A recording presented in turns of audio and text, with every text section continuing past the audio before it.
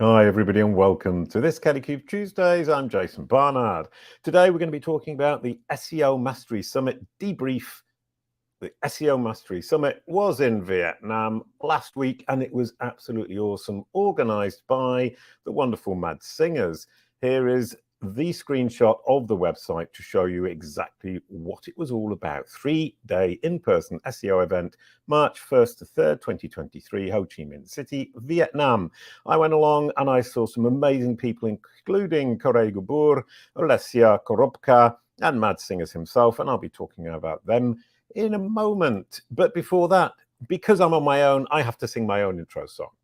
A quick hello and we're good to go. Welcome to the show, Jason Barnard. And I've never sung that to myself before. Now, obviously, this is the Brand SERP show, and I'm going to analyze our own Brand SERP. Here is Kalicube. We've got those great site links at the top of the page. Kalicube.com, the company website, ranks #1. We've spent a long time getting that to happen. Kalicube Pro, the SaaS platform, ranks 2nd, and we've got a beautiful knowledge panel with lots and lots of images. Now, that makes me think that perhaps we've gone overboard with the images. We're a company, and generally speaking, Google will only put the logo. Here we've got lots of different images. That means that our image optimization is very, very good. That's great, but we need to standardize the image more. Next, we've got the entity home, Kalicube.com. That's been changing over the last few months between the different sites we've got. That's shown us that there is a problem if you have multiple sites for a company in terms of identifying which is the entity home. Right now, Google's got it right, and we believe we've absolutely nailed how to do that. And we've got the 4 social media profiles. It's taken about a year to get those up there. It just means being well organized with your social media profiles and on your entity home. Next, I thought I would take a look at this, which is a knowledge panel sprout. So we actually have duplicated the Kalicube knowledge panel, which would explain why it's been slightly slow in building the entire knowledge panel or the big knowledge panel for ourselves. This one is Kalicube SaaS. We could claim it, but we would have to go through the whole process of the form that we need to fill in to send to Google. We're going to try to merge the Kalicube SaaS knowledge panel with the Kalicube knowledge panel that currently exists on our Brand SERP. So that is Kalicube's Brand SERP, Kalicube's knowledge panel, and it's rare that I get to talk about that either, because generally speaking, I'm talking about the guests' knowledge panel and Brand SERP. Now, back to the SEO Mastery Summit in Saigon. I'm going to start really quickly with Olesia Korobka, who did a geeky SEO talk for people who aren't necessarily very geeky. They were thrilled and interested. She talked a great deal about semantic HTML5, especially in the context of the text itself, quotes, citations, and pull quotes, which I found incredibly interesting. We're going to now apply that into the Kalicube writing process. She also talked to me personally about a knowledge panel that you deserve. And I'd never thought about that. If I'm talking to somebody, a company or a person, about getting a knowledge panel, not only do they need a knowledge panel, in my opinion, but when you say get the knowledge panel you deserve, that's a very powerful message, both for companies and for people. So thank you, Olesia. I think you've just improved our sales by 50% with one very simple phrase: get the knowledge panel you deserve. She also talked to me about taking control away from Google. The data is yours. Information about you is yours. Google controls it because you're not paying attention. But by building a knowledge panel, you take control of that data and you take it away from Google, ironically, using Google's data itself. So with Kalicube Pro, we pull that data in and then we wrest control of our data, the information about ourselves, from Google, using Google, and I love the irony of that. Thank you, Elisa. Next, Mad Singers. He was talking about running a team, delegating, how to reach success by delegating the responsibilities within your company. Now, he came on the show a few months ago, and we talked a great deal about the fact that I was giving processes and tasks. Now, that works to a certain extent, but actually delegating the responsibility and giving a role to somebody is incredibly powerful. And that's what we've been doing at Kalicube since I talked to Mads, in fact. So we now have Kalicube babies, and a Kalicube baby is a project within Kalicube that one individual person is responsible for. And that person is responsible for nurturing the baby, running with the baby without dropping the baby. And it's been working incredibly well. We have Maria, who runs the podcast baby, Marianne, who runs the client satisfaction baby, Katrina, who runs the courses and marketing funnel baby, Joanne, who runs the social media baby, and Elisa, who runs the Kalicube Pro baby, and Jean-Marie, who runs the content on the websites baby. And this is delightful, and it's really brought the team both together, but also individually doing much, much, much better work. And from that perspective, as Mads said, I can give people a process to work on, but then encourage them to improve the process, make it better than I ever would have done. And as he rightly says, when you delegate the task initially, it tends to be done less well than you would do it yourself. And it's very tempting to come in and say, well, I'll just do it myself, or I will constantly correct people. But in fact, if you let go, give people that responsibility, show them that trust, then they will come back and they will end up doing the job better than you would have done it yourself. And that is where the company starts to grow. I absolutely love Mads Singer's and his approach to managing teams and delegation. I've learned a lot from him. And once again, at this conference in Saigon, I learned absolutely loads. Next, a quick word about Robert. I think it's Niechcial. I'm not really sure. He has a talk, and I won't read the title because it's terribly, terribly, terribly rude.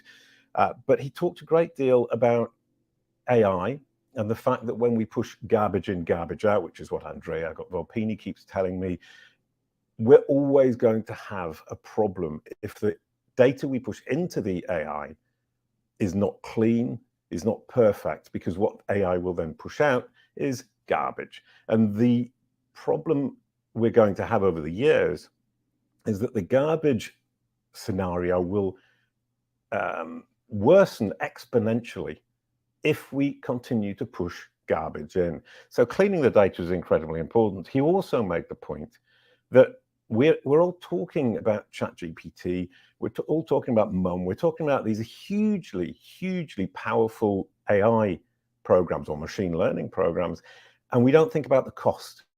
Now, the cost to Google is fundamental. I've been talking about this for years. Think about how much you're costing Google. Google is a commercial company. If you cost Google money, then Google is unlikely to give you a huge boost in rankings. If it costs Google more money to retrieve your content, more money to index your content, more money to present your content to its users as the solution to their problem, then it isn't going to rank you. Because if your competitor is making retrieval cheaper, making analysis cheaper, it's going to want to rank them because it wants to save money to increase its profit margins. Seems very simple, but thinking about the cost to Google is incredibly powerful when you're working on your SEO. He also talked about the idea or the fact that GPUs and TPUs are in huge shortage right now. This is 2023 due to China's position in the world, the Ukraine war, and the general downturn in the world economy. GPUs and TPUs are in short supply. They're becoming very expensive, and that means it's increasingly expensive right now for Google to apply the technologies it has. So even though they're talking about the technologies, even though we know they have the technologies, are they applying it at scale? The answer is probably not. He gave some numbers in terms of the cost to reanalyze for Bard, and in Bing's case, ChatGPT, the cost of reanalyzing their entire data set. And it runs into billions of dollars. Obviously, from their perspective, they're not going to be rerunning the data set to retrain the machine every few weeks at that kind of cost. So we need to be pragmatic and understand Google's perspective and realize that this technology, although it exists and is not used at scale right now. He talked about the idea that with quantum processing units, we will potentially see that come into play, but quantum processing units are not yet something that they can use at scale. His time frame for this was 5 years. So we're looking at 2028 before these technologies are fully employed by Google. So there is still some time to work on our techniques in order to leverage these technologies to our advantage. 5 years, perhaps 3 years. And from Kalicube's perspective, we're saying, let's work on the entities. Let's work on the cornerstone entities. I heard the term entity stacking, which simply means what Kalicube Pro does, which is take the entity and stack up those corroborations around the web. Now, if we do that today, that will take about a year to solidify, to nail that entity in Google's knowledge graph, at which point, with that 3 to 5 year time frame that we have, according to our friend Robert, we're going to be able to start building our strategy to dominate our niche. And what we're saying at Kalicube is year 1, own your brand SERP. Years 2 and 3, from that understanding that Google has, that you've built by building your brand SERP correctly, you can then start to try to dominate your niche by expanding the topicality from that brand SERP outwards. So own your brand SERP year 1, build up domination of your niches 2 and 3, and by the time these quantum processing units come into play and these technologies are applied at massive scale, you're ready and you're willing and you're able to rank right at the top of Google across your entire niche and dominate the competition. Now, talking about the cost to Google, Koray GÜBÜR, who spoke right at the end and was absolutely brilliant, was talking about the cost to Google as well. Now, he talks about topical authority, and I absolutely love his work. Topical authority, as the name suggests, is being the authority within your niche topic. Hugely important to SEO, hugely important to the future, and Koray is absolutely leading the field here. And he was talking a great deal about the fact that you need to focus on semantics. We love schema markup. We work with WordLift on schema markup. Schema markup's important, but it is simply the reiteration of the information that is already on your website and your web pages. As such, it's supporting evidence. It isn't the evidence itself. And what Koray is arguing is that for topical authority, you need micro and macro semantics, which is what Google is going to analyze and understand. So I didn't really understand what macro and micro semantics were. Koray explained it very simply. Macro semantics is the structure of the site and the topics of the pages. Micro semantics is all of the headings within that page, which is what I'd already been working on with Kalicube thanks to Koray, but it goes further. It's actually how you phrase things, the order of words and ideas and entities within your phrases, the way you build your bullet lists, the adjectives you use, the stop words that you've got in there, the words that actually bring additional value to the text you're talking about. And also, I found very, very interesting being specific, not saying there are many reasons for blah, de, blah, de, blah, but saying there are 5 reasons for blah, de, blah, de, blah. If you are an expert, you should know how many there are. I love that point, and it makes so much sense. He also talked about using data. And something we have at Kalicube is masses and masses and masses of data about brand SERPs and knowledge panels. 40% of companies have got knowledge panels, for example, and we don't cite it in our articles. So we now need to go through our articles, find what data would be useful and supportive within that article that will not only inform our audience, but also convince Google of our experience and expertise within our niche, which is brand SERPs, what your audience sees when they Google your brand name, and knowledge panels, the panel on the right that contains information about your brand. And really quickly, before I forget, let's just show the sponsors for this week. What you're watching, Kalicube Tuesdays, amazing guests like this, who are also on Branded Search and Beyond with Jason Barnard, which is simply a repackaging, a repurposing of Kalicube Tuesdays. Every week, this is produced in partnership with WordLift, who are an amazing artificial intelligence tool you need to build your traffic. And here is Koray writing a 25,000 word article about Kalicube Pro. If you're interested as an agency in working with Kalicube Pro to help your clients build their brand SERPs and manage their knowledge panels, please do get in contact. It's an amazing platform with Olesia at the head of the Kalicube Pro team, who can help you as an agency help your clients with their brand narrative on Google. Onwards with Koray. What I realized when he talked about his 200 rules for writing micro-semantically, if I may say that, for Google, is that we're going to need to relearn to write. Now, we need to relearn to write in the sense that there is a specific way that we need to address the machine so that it can understand that Google's algorithms can easily digest what it is we're trying to explain. Lots of tiny details, 200 rules. And what I love about that is Koray has 200 rules that he can apply every time for his writing because he has them deeply, deeply embedded in his brain.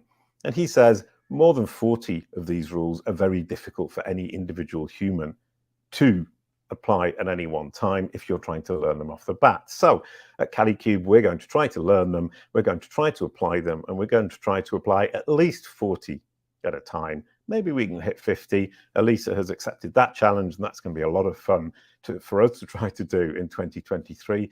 I'm absolutely sure we'll never be able to apply all 200 rules that Koray has at one time when we're actually writing our articles. The other really interesting thing that I heard from Koray was about changing the connections in Google's understanding. Now, if you look at the knowledge graph as a massive, massive Wikipedia, what Koray is saying is that we can change the linking between these different Wikipedia articles in Google's brain. Oh, and remember that Wikipedia is 50 million articles. Google is 1,500 billion facts, at least, probably now 2,000 billion facts. So the scale is massive. But if you look at the relationships between the entities, think of them as links within Wikipedia, you can actually educate Google to change those relationships, change those links by writing semantically and potentially with some schema markup. That provides Kalicube with immense power in the sense that essentially what we're doing is building a page in Google's Wikipedia in its brain and then adding the links to other related entities. And we can potentially remove links and add other links. That is going to be an incredibly interesting process that we're going to be able to master at Kalicube over the coming years. Thank you, Koray, for that amazing insight. That's really made me think. It was an hour-long talk. I was stunned, thrilled, and absolutely captivated by everything Koray was talking about. And I'm greatly looking forward to working on his techniques in the coming years. Next, we have Charles Floate, and this is the final talk that I'm going to be discussing today. He was talking about link building. Now, Koray said, very importantly, he's talking about topical authority. Talking about topical authority does not mean he is against link building. He agrees with link building. Link building can be helpful. Link building can be important. And I agree with that. There's a tendency in the industry, the SEO industry at least, to believe that Koray and myself are against link building. That isn't the case. Links remain important. Actively trying to get links remains important as part of your digital strategy. All we are saying is it isn't the primary thing that you need to be looking at. In Koray's case, it's micro-semantics and macro-semantics. In our case, it's entity understanding for Google's knowledge graph, Google's internal Wikipedia. We could call it the machine-readable Wikipedia. And that can include link building. And Charles Floate was also talking about this and the idea of link building and the foundational, I think he called it foundational link building, which is, he was saying, before starting your link building strategy, make sure you've got the foundational link building done. Now, the foundational link building is what? It's links from and to your social media profiles. It's Crunchbase, it's Wikidata, it's the industry profiles, it's ZoomInfo, it's Clutch. All of these basic fundamental profiles that should already be there linking to your website. And many, many people, according to Charles Floate, fail to actually get to grips with the fundamentals of their link building, that foundation, before they start their link building strategy. And once again, Kalicube does exactly this. We clean up your digital ecosystem. We find all of these profiles, all these pages, make sure they're linking correctly to your website. So one thing Kalicube does is link building, which is ironic, given that many people think I'm against link building. Not the case. But then we go further and we can nail down your industry using our system of entity equivalents. Please look up entity equivalents on Google if you're interested to know more about that. Basically, entities of the same type, the same geo-region, the same industry. You could say your competition.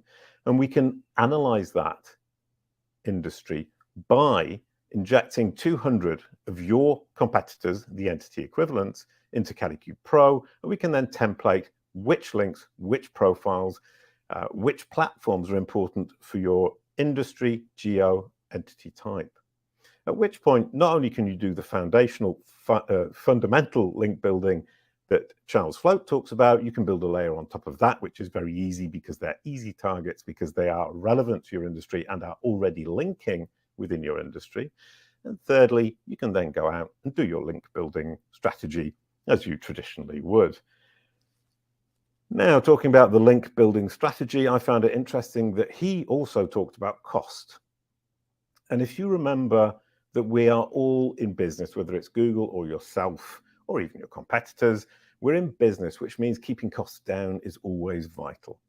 And from a link building perspective, people pay for links and they say, well, I paid $500 for this link because I paid the agency $500 for this link.